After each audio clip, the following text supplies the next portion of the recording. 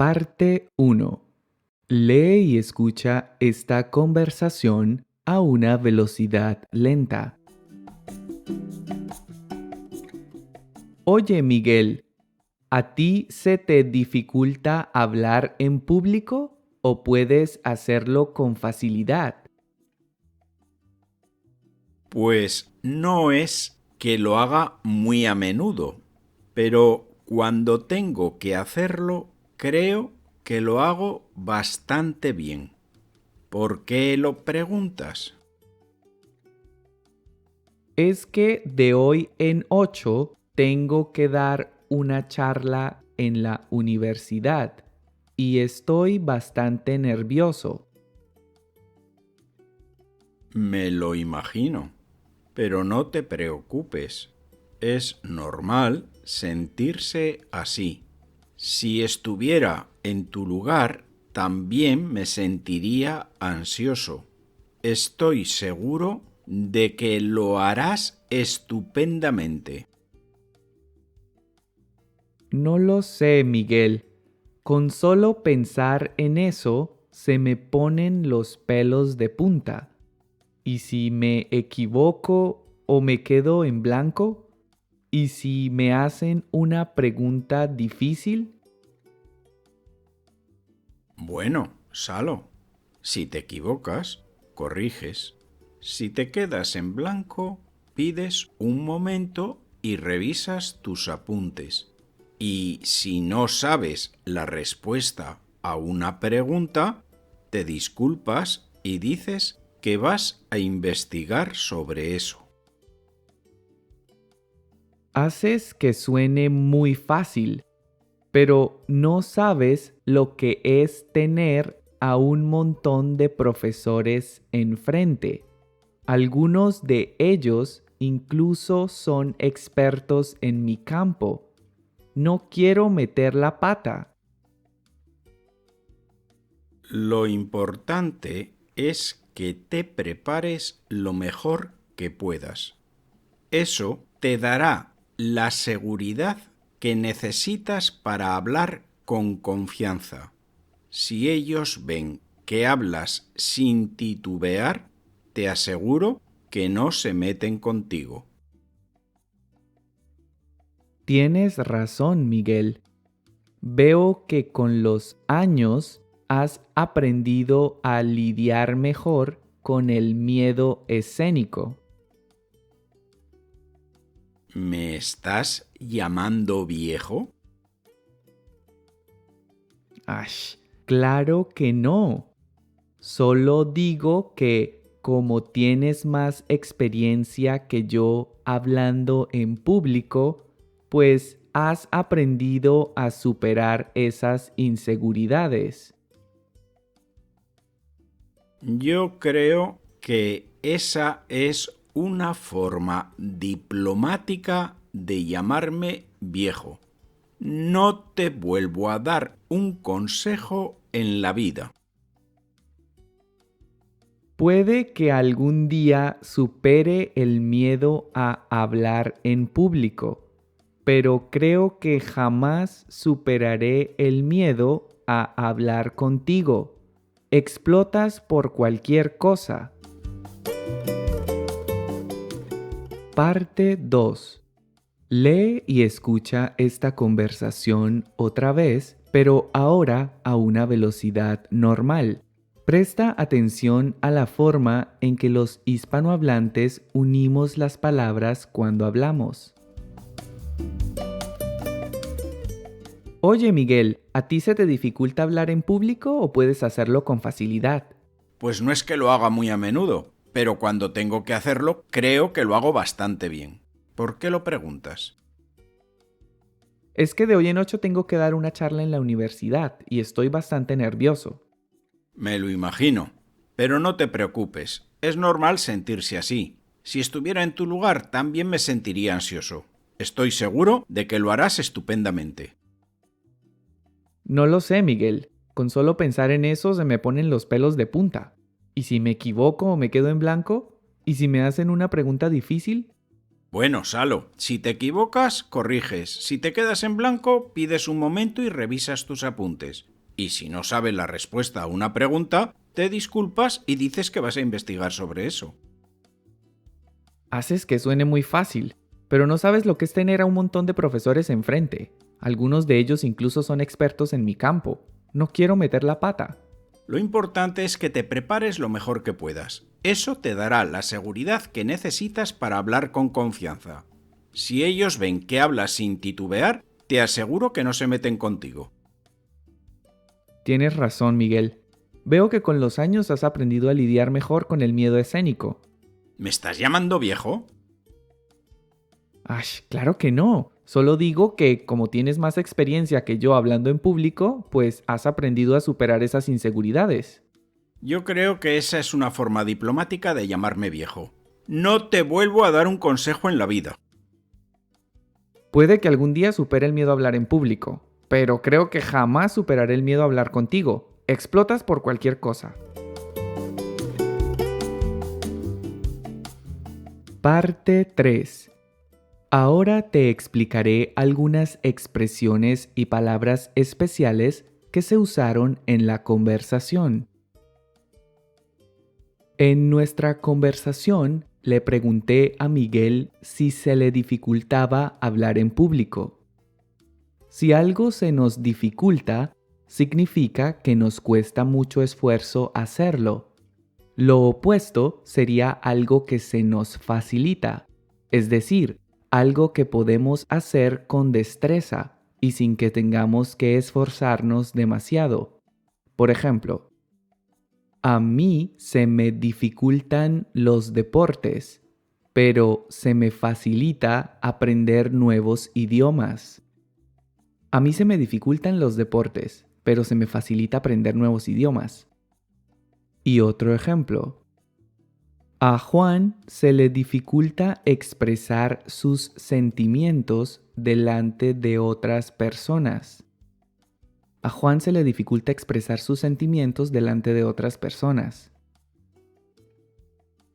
En español es muy común usar la expresión de hoy en 8 o de hoy en 8 días como una forma coloquial de decir que haremos algo exactamente después de una semana.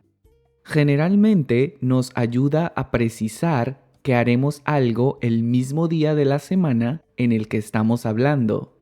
Es decir, si hoy es sábado y dices que harás algo de hoy en 8, significa que lo harás el próximo sábado. Veamos algunos ejemplos. De hoy en 8 es nuestro aniversario. De hoy en 8 es nuestro aniversario. O de hoy en 8 días es nuestro aniversario. Y otro ejemplo. Nos vemos de hoy en 8. Nos vemos de hoy en 8. O nos vemos de hoy en 8 días. En español es muy común usar la palabra charla para referirnos a una pequeña conferencia o a una disertación ante un público no muy grande. Por ejemplo, el jefe nos dio una charla de 30 minutos sobre marketing. El jefe nos dio una charla de 30 minutos sobre marketing. Y otro ejemplo. A lo largo del evento habrá un montón de charlas interesantes. A lo largo del evento habrá un montón de charlas interesantes. Una expresión interesante usada en la conversación fue ponerse los pelos de punta. Si a alguien se le ponen los pelos de punta, significa que se asusta o siente miedo o preocupación. Veamos algunos ejemplos. Esa película de terror me puso los pelos de punta. Esa película de terror me puso los pelos de punta. Y otro ejemplo. Cuando María recibió la noticia, se le pusieron los pelos de punta. Cuando María recibió la noticia, se le pusieron los pelos de punta. Si decimos que nos quedamos en blanco, significa que por un momento olvidamos lo que íbamos a decir, ya sea porque estamos nerviosos, asustados, asombrados, etc. Veamos algunos ejemplos. Estaba muy nervioso durante la entrevista y cuando me preguntaron por qué quería trabajar allí, me quedé en blanco. Estaba muy nervioso durante la entrevista y cuando me preguntaron por qué quería trabajar allí, me quedé en blanco. Y otro ejemplo. Cuando vi que mi ex estaba entre el público, me quedé en blanco y olvidé lo que tenía que decir. Cuando vi que mi ex estaba entre el público, me quedé en blanco y olvidé lo que tenía que decir. Otra expresión interesante usada en la conversación y que es muy común entre los hispanohablantes es meter la pata. Si metemos la pata, significa que cometemos un error o que decimos o hacemos algo inapropiado. Veamos algunos ejemplos. He metido la pata. Le dije a Juan que iría esta noche a su casa para celebrar su cumpleaños, pero olvidé que era una fiesta sorpresa. He metido la pata. Le dije a Juan que iría esta noche a su casa para celebrar su cumpleaños, pero olvidé que era una fiesta sorpresa. Y otro ejemplo. Pablo metió la pata. Empezó a hablar mal del jefe sin saber que él lo estaba escuchando. Pablo metió la pata. Empezó a hablar mal del jefe sin saber que él lo estaba escuchando. Un verbo interesante que tal vez no conozcas es titubear. Titubear significa hablar de forma insegura, balbuceando o pronunciando de forma extraña las palabras. Si titubeamos al hablar, significa que nos cuesta expresar una idea con claridad o que dudamos de lo que estamos diciendo. Por ejemplo, generalmente es fácil saber cuando alguien miente, pues titubea mucho al hablar. Generalmente es fácil saber cuando alguien miente, pues titubea mucho al hablar. Y otro ejemplo. Admiro a las personas que son capaces de defender sus puntos de vista sin titubear. Admiro a las personas que son capaces de defender sus puntos de vista sin titubear. Otra expresión interesante es meterse con alguien. Esta expresión puede tener varios significados. En el contexto de esta conversación, significa fastidiar o molestar a alguien. Puede usarse para referirnos a un acto físico o verbal que tiene como objetivo humillar a otra persona.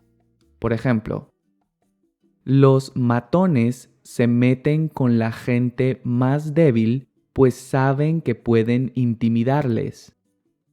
Los matones se meten con la gente más débil, pues saben que pueden intimidarles. Y otro ejemplo. No sé por qué ese profesor se mete conmigo en clase. Siempre me usa como ejemplo para que mis compañeros se burlen de mí. No sé por qué ese profesor se mete conmigo en clase. Siempre me usa como ejemplo para que mis compañeros se burlen de mí. Finalmente, esta conversación giró en torno al miedo que una persona siente al hablar frente a un público, al cual se le conoce como miedo escénico. Por ejemplo, los actores y actrices son personas que han logrado superar el miedo escénico. Los actores y actrices son personas que han logrado superar el miedo escénico. Espero que estés disfrutando de este video. Si sientes que mi contenido te está ayudando a mejorar tu español, considera hacer una donación a través de Ko-fi. Cada donación que recibo me motiva y me ayuda a seguir creando contenido gratuito y de calidad. También encontrarás este enlace en la descripción del video. Recuerda que puedes seguirme en Facebook e Instagram y que ahora puedes escuchar mi podcast en las principales plataformas. También te recomiendo que visites mi página web useyourspanish.com. Y eso es todo. Continuemos con el resto del video. Parte 4.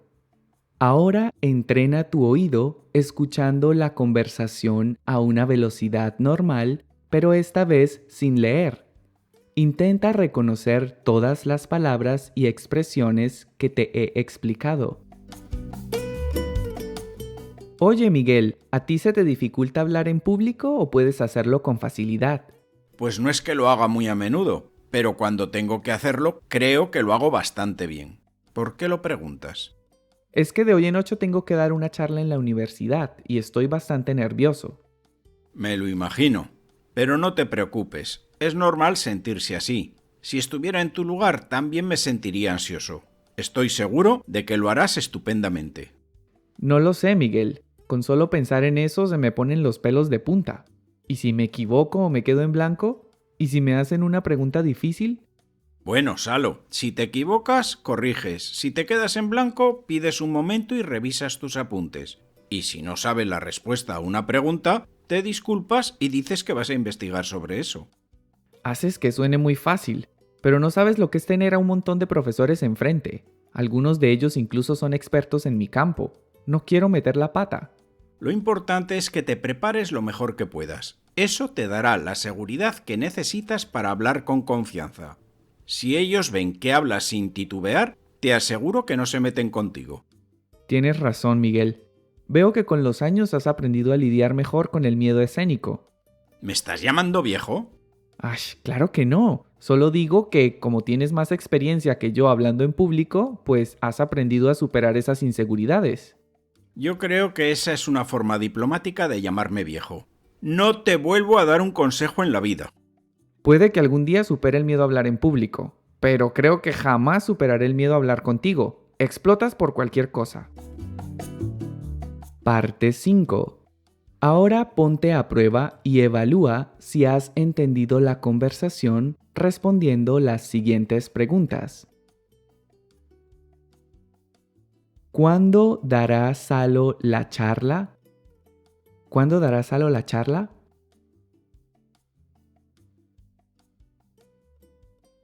¿Qué es lo que más preocupa a Salo? ¿Qué es lo que más preocupa a Salo?